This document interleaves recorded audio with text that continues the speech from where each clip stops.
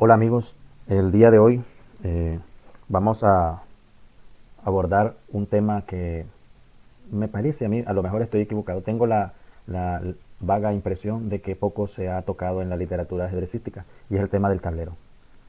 Como ustedes sabrán, en el reglamento FIDE, en los primeros capítulos se aborda de manera amplia el tema del tablero. Pero mm, en el caso particular mío, pues no tengo planes de hacer alguna intervención normativa o reglamentaria al respecto, sino comentarles algunas opiniones mías que me parecen interesantes relacionadas pues con el campo de guerra pues del ajedrez, que es el tablero, ¿verdad? Entonces vamos a ir haciendo algunos comentarios al respecto poco a poco, ¿verdad? Bueno, quiero empezar por la parte matemática y a lo mejor al final termine también con la parte matemática, pero bueno, vamos a empezar por lo más elemental, lo más básico. ¿Qué es el tablero de ajedrez? Eh, bueno, es una especie de cuadrado formado por un conjunto de casillas, 64 en su total, ¿verdad? Que están divididas en 8 columnas y 8 filas. Eh, Se dice que antiguamente no se diferenciaban el color de las casillas, pero bueno, la mitad de las casillas son claras y la otra mitad son oscuras, ¿verdad? Vamos a considerar de que unas son blancas y otras son negras, aunque pueden ser de diferentes colores, ¿verdad? Eh, la normativa establece de que la casilla blanca tiene que estar a la derecha del jugador, ¿verdad? La casilla blanca inferior, ¿verdad? O cercana al jugador. Eh, entonces ya sabemos que son 8 columnas y 8 filas. Al final se producen 64 casillas, 32 blancas y 32 negras. Eh, el ajedrez eh, es un juego de la antigüedad, ¿verdad? Lamentablemente pues no hay datos exactos y concretos, hay ciertas versiones, ¿verdad? Ciertas hipótesis, teorías sobre el origen del ajedrez, pero se cree que el ajedrez no se llamaba ajedrez, sino que es chaturanga. Y todo parece indicar de que era un juego donde podían intervenir 4 personas o 4 jugadores. En consecuencia, si el tablero era cuadrado, entonces significaba de que en cada lado había un jugador, con un conjunto de piezas y que se enfrentaban entre ellos y al final quedaba un ganador. Actualmente, el ajedrez es un juego dicotómico, es decir, es un juego donde compiten 2 personas, ¿verdad? Un jugador que lleva piezas blancas y un jugador que lleva las piezas negras. No me corresponde hablar de las piezas porque en este momento pues solo quiero hacer énfasis en lo que es el tema del tablero.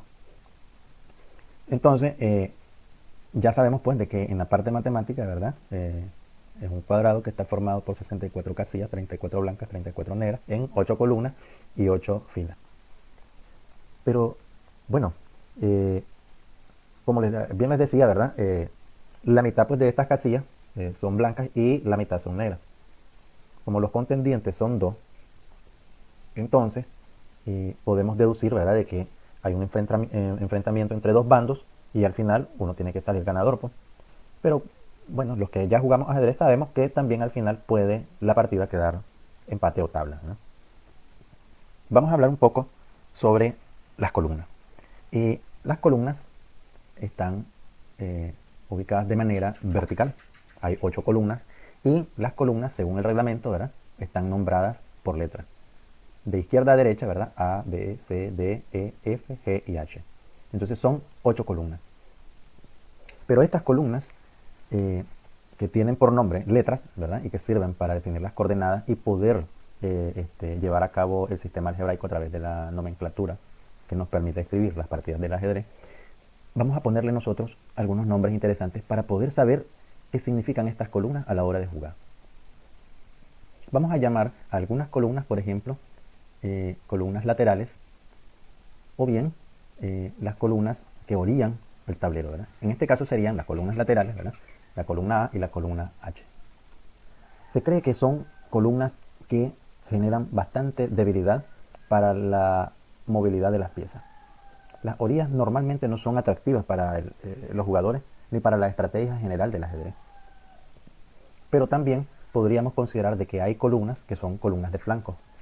Por ejemplo, bueno, y para esto quiero abordar otro concepto. En el ajedrez existen 2 flancos. Fíjense bien, si hay 8 columnas, entonces nosotros podemos dividir las 4 columnas de la izquierda con las 4 columnas de la derecha. Entonces esta sería la línea central que divide un flanco del otro. El que está acá a la izquierda, ¿verdad?, sería el flanco de dama, y el que está acá a la derecha sería el flanco de rey, en igual condiciones y en igual espacio geométrico. Entonces, ¿Cuáles serían las columnas de flanco? La columna B y la columna C serían las columnas del flanco de dama. Y las columnas F y las columnas G serían las columnas del flanco de rey. En consecuencia, nosotros podríamos deducir acá de que hay 4 columnas de flanco. 2 columnas para el flanco de dama y 2 columnas para el flanco de rey.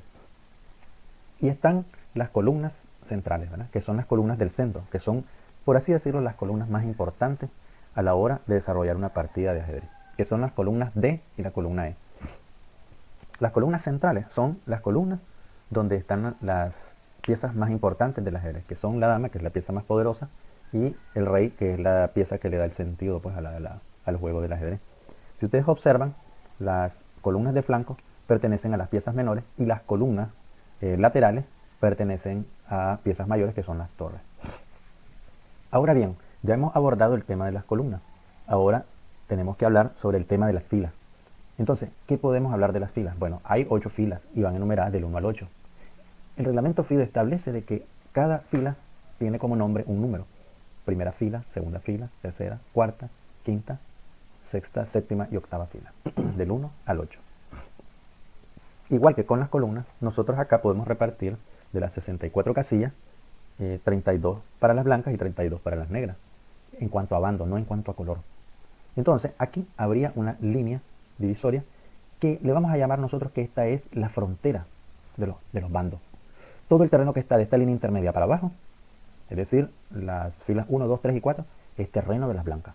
Pero todo lo que está de las líneas para arriba es terreno de las negras, es decir, las filas 5, 6, 7 y 8.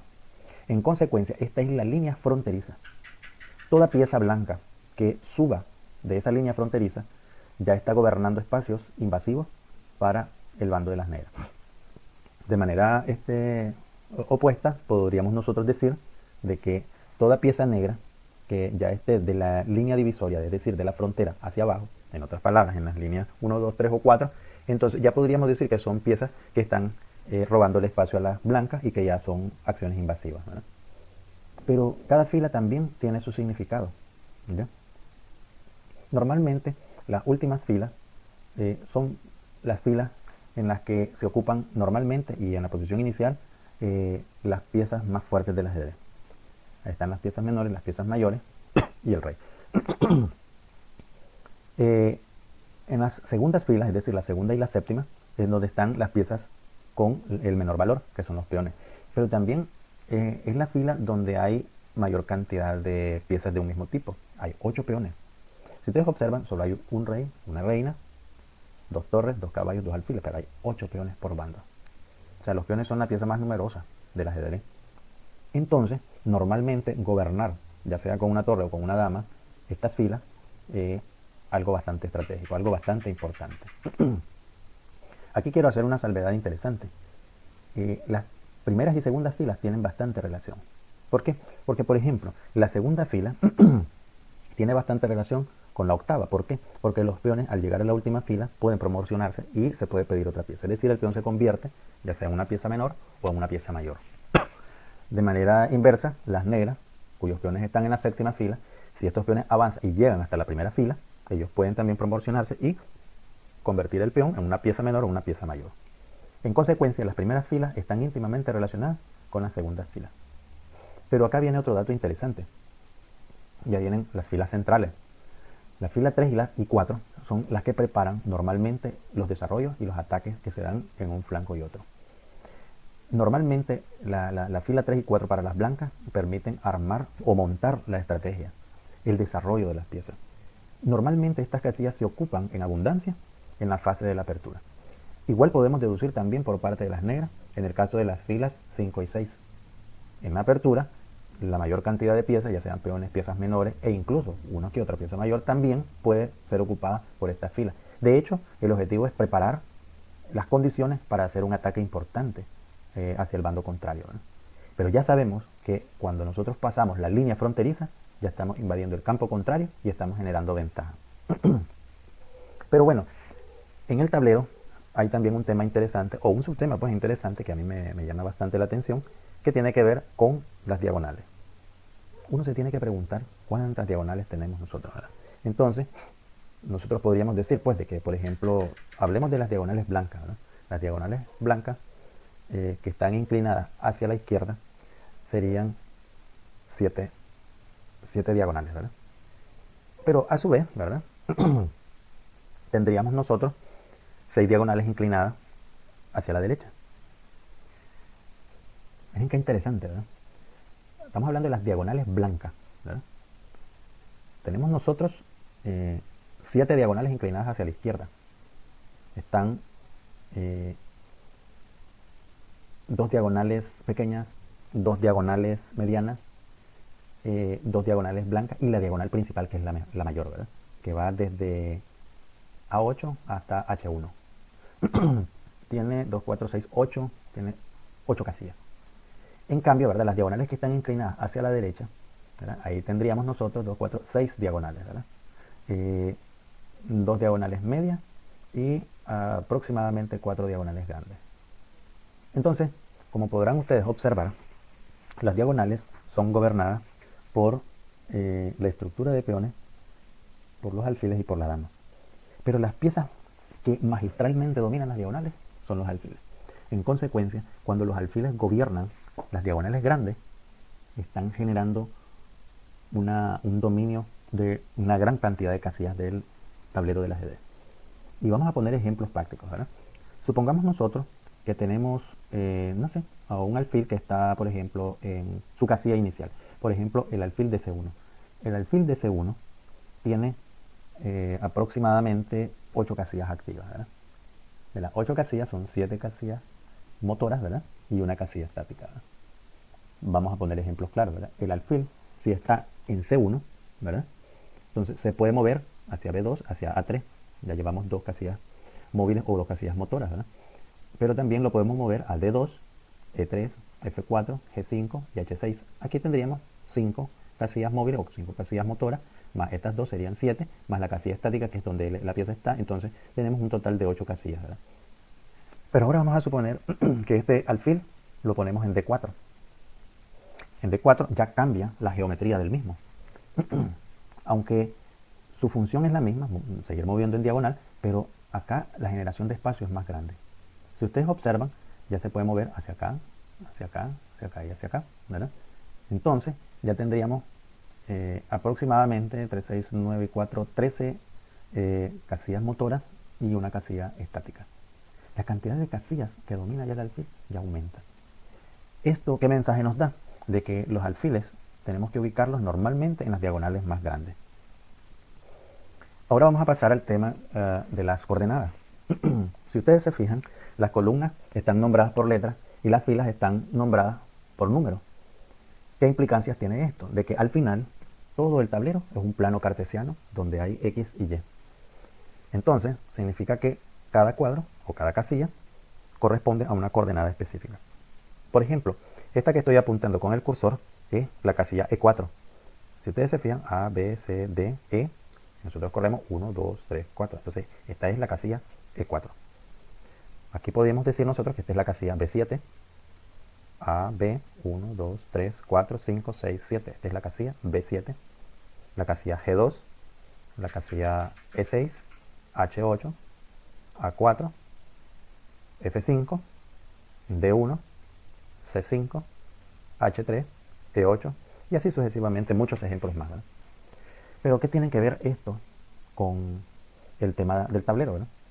El tablero es el terreno, el campo de batalla del ajedrez. Pero el hecho de que hayan filas y columnas y que estén debidamente nombradas y que el reglamento regule la normativa al respecto, nos facilita un mar de posibilidades inmensísimas. Que esto se puede resumir en que el ajedrez, toda partida de ajedrez, se puede escribir. De hecho, se cree, y tal vez a lo mejor no me equivoco con esto, de que el ajedrez es el primer deporte que está debidamente documentado. Es el primer deporte que a través de un documento que es la planilla del ajedrez se queda un registro totalmente exacto y fidedigno de una partida de ajedrez. En consecuencia, nosotros podemos reproducir partidas desde las primeras veces que se escribió el ajedrez.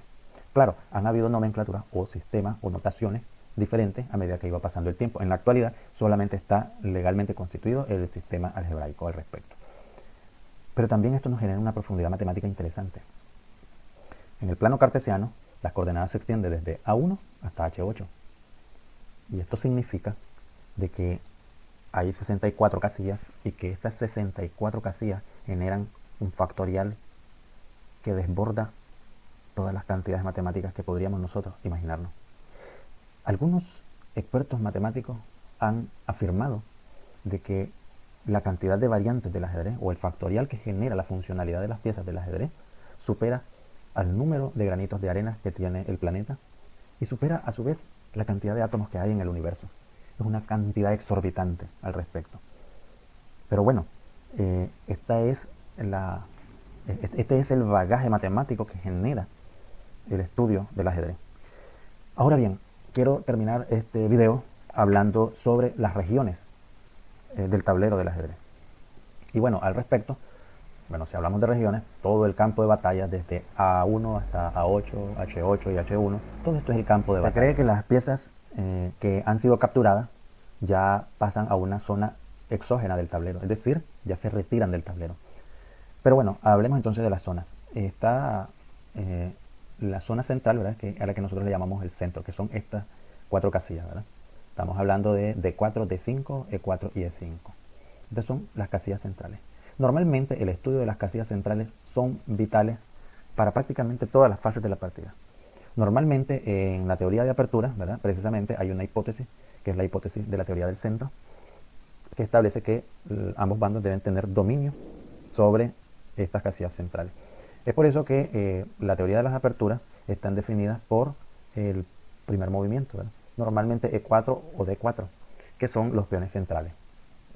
Pero si nosotros, esa región que es bastante pequeña, que es la región del centro, la agrandamos un poquito, porque ahí hay 4 casillas, ¿verdad? Entonces la agrandamos a un 4x4, a un cuadrado de 4x4. Entonces podríamos hablar que esta es la zona de actividad de las piezas. Esta zona de actividad, o es la zona de guerra, ¿verdad?, es donde se dan la mayor cantidad de intercambios posibles en el mediojuego. De hecho, es la zona que define el mediojuego. Esta es la zona que está desde C3 a C6, F6 y F3. Si ustedes observan, por ejemplo, la mayor cantidad de peones empieza a trasladarse a esa zona. Estamos hablando nosotros de aproximadamente 8 peones. En diferentes estructuras, obviamente, ¿verdad? Pero también las piezas menores se empiezan a trasladar también a esa zona, que es la zona de actividad. Ya sean los caballos o los alfiles. Y bueno, tendríamos a su vez, ¿verdad?, otra zona, ¿verdad?, que es una zona un poquito más extensa, que es la zona en la cual el medio juego produce la transición hacia la fase final de las partidas. Es la zona donde se intercambian prácticamente más del 80% de las piezas. Y es la zona en la que se debe tener dominio en la fase final específicamente de la partida. Esta zona la podríamos nosotros acotar entre B2, B7, H7 y, perdón, G7 y G2. Ya es prácticamente un cuadro de 6x6, ¿verdad?